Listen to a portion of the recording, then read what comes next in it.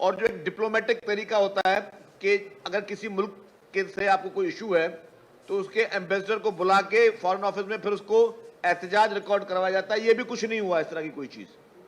जब सियासी मकासद के लिए जब इसको इस्तेमाल करना पड़ा कि पाकिस्तान की तारीख में सबसे पहली मर्तबा वोट ऑफ नो कॉन्फिडेंस के जरिए एक सिलेक्टेड धांधली ज़्यादा हुकूमत को हटाने की मूवमेंट शुरू हुई, तो पीटीआई के चेयरमैन और के फॉरेन मिनिस्टर ने जानबूझकर उसको एक क्रिटिकल इशू बनाया और पूरी दुनिया को यह जाहिर किया, पूरे पाकिस्तान के अवाम को जाहिर किया कि जितनी पॉलिटिकल पार्टीज हैं जिन्होंने वोट ऑफ नो कॉन्फिडेंस पेश किया है या उन्होंने पार्टिसिपेट किया है, वो तमाम पार्टीज जो हैं वो गद्दार हैं, वो किसी मुल्क के कहने पे वोट ऑफ नो कॉन्फिडेंस लेके आ रही है, एस्टेब्लिशमेंट पे इल्जाम लगाए गए और तमाम पॉलिटिकल पार्टीज पर, जिसमें हमारी पार्टी भी शामिल है, दूसरी पार्टियां भी शामिल हैं। ये कौम को गलत बात बताई गई, कौम को गुमराह किया गया, कौम की आंखों में धूल झोंकी गई सिर्फ अपनी जाती मकासद के लिए, इक्तदार के हुसूल के लिए, इक्तदार की हवस के लिए, इक्तदार की कुर्सी के लिए।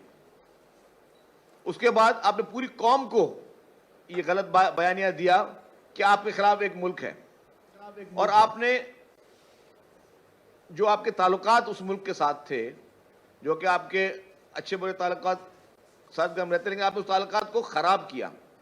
तो सवाल यह पता होता कि अगर आपके ताल्लुकात उस वक्त खराब हुए किसी मुल्क के साथ और पाकिस्तान को कुछ मुश्किलात का सामना आज दिन तक करना पड़ रहा है, तो क्या आपके दुश्मन मुमालिक को फायदा हुआ या नहीं हुआ? डेफिनेटली हुआ। सिर्फ नुकसान ये नहीं होता कि जी किसी ने आपके मुल्क में कोई पत्थर तो नहीं फेंका कि आपको नुकसान हुआ है, या किसी ने आपके मुल्क पे फायर तो नहीं किया कि कोई नुकसान होता है।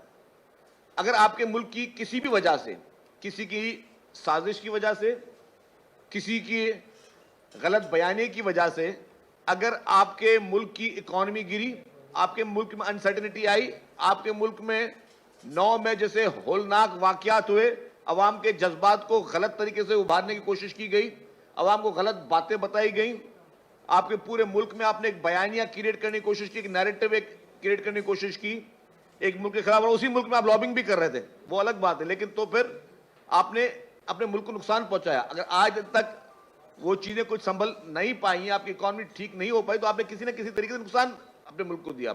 अगर आपके मुल्क को नुकसान हुआ तो जाहिर है किसी और आपके दुश्मन मुमालिक को फायदा हुआ। जिस तरीके से उन चीजों को हाईलाइट किया गया भारत में और भारतीय मीडिया ने और भारतीय फॉरेन ऑफिस ने जिस तरह उसको प्ले किया आपके साइफर वाले इशू को, तो जाहिर है इंडिया का फायदा हुआ, आपके मुल्क को नुकसान हुआ। तो यह कहना कि क्या किसी मुल्क को फायदा हुआ या नहीं हुआ, यस, आपके दुश्मन मुमालिक को फायदा हुआ, जो कि प्ले करते रहे, जो कि मैं समझता हूं काफी चीजों में इन पूरे चीजों के डायरेक्टर और प्रोड्यूसर वही मुल्क है जिनसे ये मौसूफ फंडिंग लेते रहे हैं। तो जिन मुमालिक को फायदा हुआ और हमारे मुल्क को नुकसान पहुंचाने की नाकाबिल देने के तैयार हो, सिर्फ मेरी हुकूमत का सहारा बनो। जब सबने कहा कि नहीं हम न्यूट्रल है, हम आपकी हुकूमत का सहारा नहीं बन सकते, तो फिर आपने क्या किया? फिर आपने ये साइफर का एक ड्रामा करके आपने पूरी कौम को, आपने मुल्क की सालमियत को, मुल्क के फॉरेन रिलेशनशिप्स को कॉम्प्रोमाइज किया और पूरी कौम को गलत बयानी की। दूसरी बात, एक और कमेंट आया कि जी बड़े लीडर हैं जेल में पड़े हुए हैं, बड़ी पार्टी के बड़े लीडर जेल में पड़े हुए हैं। दो बातें करूंगा मैं। माजी में असली बड़ी पार्टी के असली बड़े लीडरों ने जेलें काटी हैं, 11-11 साल जेलें काटी हैं। मोहतरम आसिफ अली जरदारी साहब को बगैर किसी आज दिन तक कन्विक्शन के 11 साल जेल में रहे वो, और एक मर्तबा नहीं हर हुकूमत में उनको जेल भेजा गया, पीपुल्स पार्टी को प्रेशराइज करने के लिए, पीपुल्स पार्टी को बदनाम करने के लिए, पीपुल्स पार्टी को ब्लैकमेल करने के लिए। तब तो इस तरह के कमेंट्स हमने कहीं नहीं सुने, तब तो इस तरह का सॉफ्ट कॉर्नर हमें कहीं सुनने में नहीं आया। बड़े लीडर ये नहीं होते, बड़े लीडर वो नहीं होते जिनकी पार्टियों को कुछ लोग लॉन्च करते हैं और जिनके लाहौर में जलसे करवाए जाते हैं। कहां से मैं कहता हूं इमरान खान या पीटीआई बड़े लीडर हैं, बड़ी पार्टी हैं, जो अपनी सियासत, अपनी पार्टी को लॉन्च करने के लिए, जिनके लाहौर में बाकायदा जिनको टेस्ट ट्यूब बेबी की तरह उनको जो है उनकी सियासत बनाई जाती है, फिर वो धरने किस तरह देते हैं, क्या वो छुपे हुए हैं? या 2018 के इलेक्शन में जिस तरह आरटीएस बिठा के, जिस तरीके से अवाम के मैंडेट पे डाका डालकर, या आप सब कराची बैठे, आपने देखा होगा कराची में क्या हुआ था, क्या पीटीआई की जेन्युइन सीट्स थी ये? जिस तरीके से ठप्पे मार के आरटीएस बिठा के जिन पॉलिटिकल पार्टीज को इख्तियार दिया जाता है, क्या ये बड़े पार्टियां हैं? क्या ये बड़े लीडर हैं? क्या ये बड़े लोग हैं जो अपनी जाती मुफाद के लिए, इक्तदार की हवस में मुल्क को कॉम्प्रोमाइज करने के लिए तैयार हैं, मुल्क के इदारों को कॉम्प्रोमाइज करने के लिए तैयार हैं, मुल्क के हर इदारे के खिलाफ साजिश करने के लिए तैयार हैं? क्या ये मुल्क से सिंसियर, क्या ये बड़े लीडर हैं? नहीं है ये बड़े लीडर। बड़े लीडर वो है जिनके सामने उनके मासूम बच्चों की लाश पड़ी हो, जिनके सामने मुल्क की अजीम लीडर की लाश पड़ी हो, और उस वक्त जज्बात क्या और वो नारा लगा रहे हो पाकिस्तान खपे, वो होते हैं बड़े लीडर, वो होते हैं बड़ी पार्टियां, जिनकी पूरी की पूरी लीडरशिप ने पाकिस्तान में जमहूरियत के लिए, पाकिस्तान में आइन की बहाली के लिए अपने जान के नजराने दिए, फांसी के फंदे चूमे, तहरीकें चलाई एमआरडी की। वो है बड़े लीडर, वो है बड़ी पार्टियां।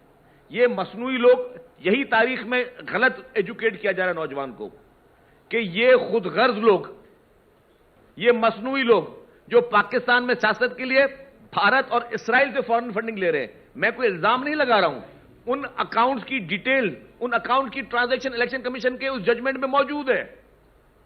तो मुझे समझ नहीं आती हमारी कोई भी अदलिया सबके लिए काबिल एहतराम है, कैसे कह सकती है ऐसी पॉलिटिकल पार्टी को आप किस तरह चलने देते हैं जिसके ये इस्टेब्लिश हो चुका है, इल्जाम नहीं है, सबूतों के साथ, मनी ट्रेल्स के साथ कि जी भारत और इसराइल आपको पैसे दे रहा है कि आप पाकिस्तान में पॉलिटिक्स करो। ऐसी पार्टी को आप क्या कहोगे कि ये लोग बड़े लोग हैं, ये बड़ी पार्टियां हैं?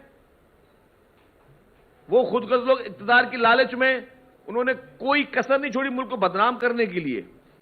क्या ये लोग बड़े लोग, बड़ी पार्टियां हैं? बड़े लोग वो हैं चेयरमैन बिलावल भुट्टो जरदारी साहब, जब उनकी वालदा की शहादत हुई तब भी कहा कि democracy is the best revenge. पहली प्रेस कॉन्फ्रेंस में उन्होंने कहा कि democracy is the best revenge. ये लोग हैं बड़े लोग जो जमहूरियत पे यकीन रखते हैं, जो कानून पे यकीन रखते हैं, जो अवाम की हुक्मरानी पे यकीन रखते हैं। आप आज मैसेज क्या दे रहे हैं इस तरह की चीजों से? मुझे बड़ा अफसोस हुआ। मैं कह रहा हूं, बहुत ही काबिल एहतराम सब लोग हैं, बहुत ही काबिल एहतराम है, सबके लिए एहतराम है, लेकिन इस तरीके से चीजों को से मैं समझता हूं कि उसके असरात अच्छे नहीं हो, ठीक नहीं होते। लोगों तक वो मैसेज जो वो बुरा जाता है कि पाकिस्तान की हिस्ट्री में सब चीजें सामने होनी चाहिए। कौन सी जेन्युइन पार्टी, कौन सी पॉलिटिकल पार्टी, कौन सी अवामी पार्टी कहे कि जी मुझे हर सूरत में इक्तदार मुझे दो, चाहे उसके लिए मुझे कोई भी कॉम्प्रोमाइज करना पड़े, मैं करने के लिए तैयार हूं, धांधली के जरिए कॉम्प्रोमाइज करने के लिए तैयार हूं। क्या लोग 2018 को भूल गए कि जहाज भर भर के जिस तरह लोटे बनाए जाते थे, लोटे खरीदे जाते थे? क्या लोगों को इल्म नहीं है 2018 में क्या हुआ? ये जेन्युइन पार्टी है, ये जेन्युइन पार्टी के लोग हैं जो वोट खरीद रहे हैं, या ये जेन्युइन पार्टियां हैं जिनके पास कोई मैंडेट नहीं था असेंबली में कोई बिल पास कर, खुद कहते थे जी, हम इदारे को बोलते थे कि जी हमारी मदद करो कि हम जो है अपने बिल पास करवाएं, हमारे पास मेंबर पूरे नहीं है। ये खुद की उनकी जुबानी है। ये है पॉलिटिकल लीडर्स। अगर कोई हमारे आइन और कानून के तशरीह करने वाले वो पढ़ते हैं सब चीजें, जाहिर है। अगर इमरान खान का अपना इंटरव्यू कहता है कि जी मेरे पास तो अक्सरियत थी नहीं पहले दिन से, अगर अक्सरियत नहीं थी तो जितने कानून पास किए गए, जितने बजट पास किए गए, वो सारे इलीगल थे, और वो मानता है शख्स हमने इलीगल काम किया, किसी इदारे की मदद से हम बोलते थे, कभी हम मेंबर कम करवा देते थे, कभी गिनतियां गलत करवा देते थे।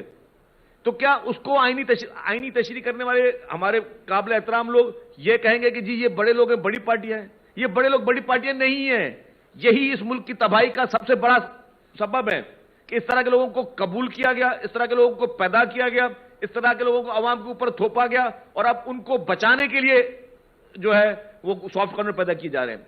क्या क्या नहीं किया इस शख्स ने। हमें याद है कि किस तरह इसको लाडले का, इसको मुसलसल इसको ट्रीटमेंट मिल रही है।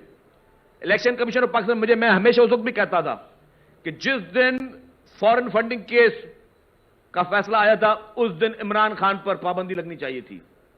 जिस दिन फॉरेन फंडिंग केस का जजमेंट आई थी उस दिन इमरान खान एक्सपोज हो चुका था।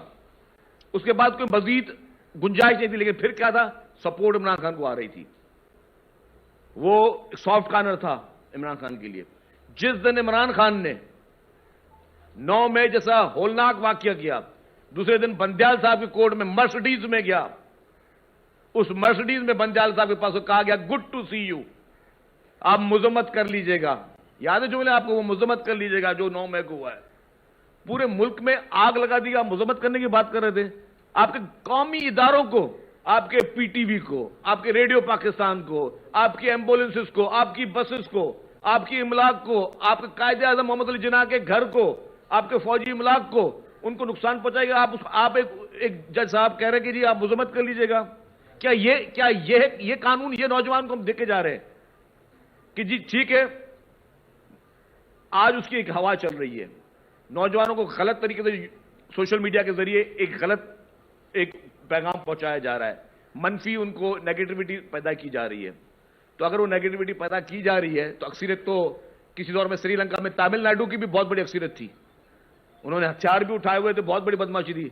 इस शहर में भी कभी बहुत बड़ा गुंडा राज होता था, लोग क्लैशनों के दौर पे ठप्पे भी लगाते थे, क्लैशनों के जोर पे लोग मैंडेट भी लेते थे। तो हम क्या सब चीजों को, हर गलत चीज को प्रेसिडेंट को बना के देंगे? ये बहुत बड़ी पार्टियां, ये बहुत बड़े लोग हैं, इन पे कानून का इतलाक नहीं होता। क्या बड़ी पार्टी का मकसद है कि उस पर कानून का इतलाक नहीं होगा? क्या कोई बड़ा लीडर अगर बन जाए सोशल मीडिया पे गालम गलूच दे के लोगों के खिलाफ साजिश करके, तो उसका मकसद उस पर कानून कोई इतलाक नहीं होगा, ये सारी चीजें माफ कर दी जाए। किसको नहीं पता 2018 के इलेक्शन में क्या हुआ? पाकिस्तान में कौन सा ऐसा शख्स है जिसको नहीं पता क्या हुआ, और उस शख्स ने क्या क्या नहीं किया? मौजूद जज हजरात के खिलाफ रेफरेंस भेजे, जो इस वक्त भी मौजूद हैं जज हजरात, उनके खिलाफ रेफरेंस भेजे, क्योंकि वो उसको पता था कि वो उसकी डिक्टेशन में नहीं आएंगे इमरान खान की। मीडिया का आवाज बंद करने के लिए कौन कौन से बिल नेशनल असेंबली में नहीं लेके आए ये लोग, कौन कौन से रेफरेंसेस नहीं लेकर आए नेशनल असेंबली में ये लोग, जिन्होंने कानून की धज्जियां उड़ाई। उन लोगों को हम आज ये पेश कर रहे हैं लोगों के सामने कि ये बड़े लोग हैं, ये बड़ी पार्टियां हैं, ये बड़ी अख्तियार वाली पार्टियां हैं।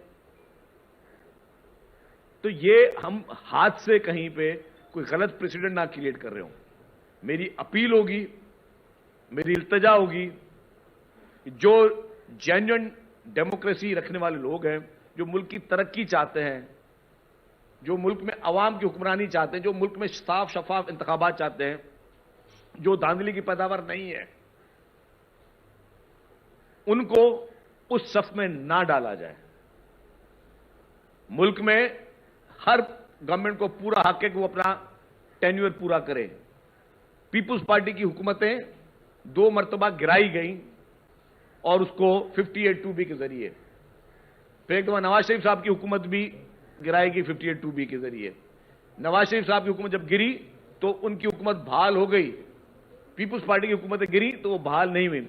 शहीद मोहतरमा बेनजीर भुट्टो साहबा ने कहा कि हां, हमें नजर आ रहा है कि फर्क है वजीर आजम में, कि लाहौर के वजीर आजम को खास रियायत दी जा रही है और लाड़काना के वजीर आजम को के साथ इंसाफ नहीं हो रहा। हमारे वजीर आजमों को फांसी के फंदे पे चढ़ाया गया। शहीद मोहतरमा बेनजीर भुट्टो साहबा की गलत तरीके से हुकूमत गिराई कि उनको इंसाफ नहीं मिला, और आप देख रहे हैं कि लाडलों को इंसाफ पे इंसाफ मिल रहे हैं मुख्तलिफ तरीकों से। तो हम ये चाहते हैं कि सबको एक साथ इंसाफ मिलना चाहिए। ये नहीं होना चाहिए कि किसी की सोशल मीडिया पे मकबूलियत ज्यादा है, कोई इंतशार ज्यादा फैलाता है, कोई झूठ ज्यादा बोलता है, तो फिर उसके लिए खास रियायत हो। उसके लिए जो है वो 3 माह में ही सबको मासूम लगना शुरू हो गया। मेमोरी इतनी ज्यादा डिलीट अपनी जो है डिलीट ना करें, मेहरबानी करके उसके कारनामे याद करें कि उसने 3.5 साल उसका तर्ज हुक्मरानी क्या था, कि जो टॉक शो पे उसके खिलाफ बात करता था दूसरे दिन उसको नैब का नोटिस होता था, वो अरेस्ट होता था, उसके घरों पे छापे पड़ते थे, उनकी फैमिलीज को जलील किया जाता था, जो उससे किसी चीज से मुनकर हो। और उसकी 3.5 साल की उसके दौर इक़्तिदार की तकारीर उठा के देख लें, वो थी क्या? सिर्फ झूठ पे मबनी थी, गैर आईनी कामों में मबनी थी। जिसको आज आप अनफॉर्चुनेटली कह रहे हैं कि ये बड़ा आदमी है या बड़ी पार्टी है, ये वो शख्स है जो पाकिस्तान में सदारती निजाम लेना चाहता है, जो आइन को नहीं मानता, जो कहता था कि ये 18वीं तरमीम को मैं खत्म करूंगा, जो कहता था कि ये असेंबली ठीक नहीं है, सदारती निजाम होना चाहिए। अगर वो शख्स बड़ा आदमी या बड़ा है तो मैं समझता हूं कि ये एक अच्छा मैसेज नहीं है। निहायत ही काबिल एहतराम मेरी तमाम लोगों से गुजारिश होगी कि बराए मेहरबानी इंसाफ और कानून का बोलबाला होना चाहिए। ऐसे प्रेसिडेंट ना हो कि अपने जाती इक्तदार की हवस में, अपने जाती इक्तदार की उस कुर्सी की हवस में, उस इक्तदार की लालच की हवस में जो है कल को ऐसे लोगों को हम लोग कहीं हीरो ना बना रहे हों जो कि वाकई इस कौम के विलन रहे हैं, जो इस नौजवान नस्ल के दुश्मन रहे हैं, जो इस मुल्क के दुश्मन रहे हैं, इसकी सालबियत के दुश्मन रहे हैं, इसकी इकॉनमी के दुश्मन रहे हैं, क्योंकि वो किसी और एजेंडा पे काम कर रहे हैं।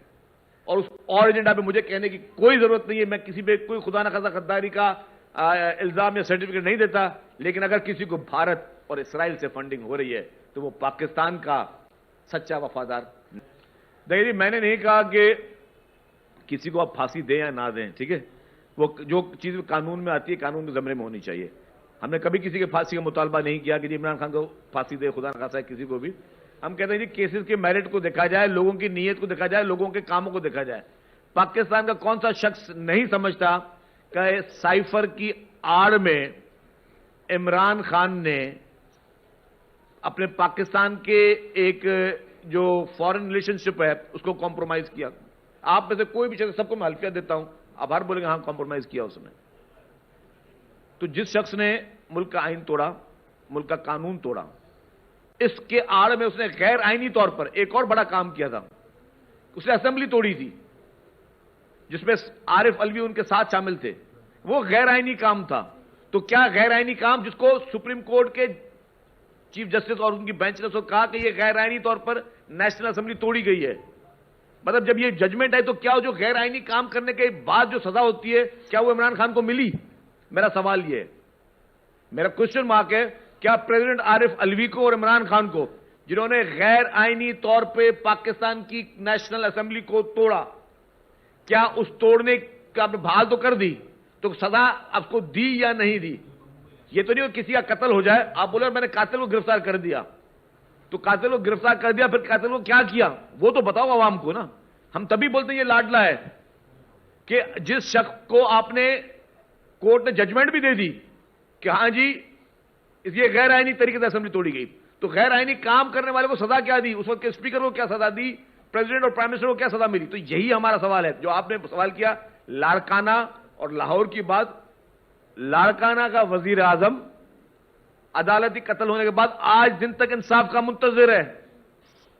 लाड़काना का वजीर आजम अदालती शहादत के बाद आज दिन तक इंसाफ का मुंतजिर है। एक और वजीर आजम साहब थे, सजा लगी, साल डेढ़ साल चले गए बाहर, फिर वापस आए, सजाए माफ। एक और साबिका वजीर आजम 3 माह हुए नहीं, सबको उन पे जो है ना वो रहम आना शुरू हो गया है और उन पे वो उनको नेशनल हीरो लगना शुरू हो गया है। तो जिस अजीम लीडर ने 11 साल जेल काटी और पाकिस्तान खप्पे का नारा लगाया, और जिस अजीम लीडर ने जिसने आपको आइन दिया, एटमी ताकत दी, वो आज तक इंतजार अपने इंसाफ का मुंतजर है। तो ये फर्क तो मैं नहीं, ये तारीख कह रही है।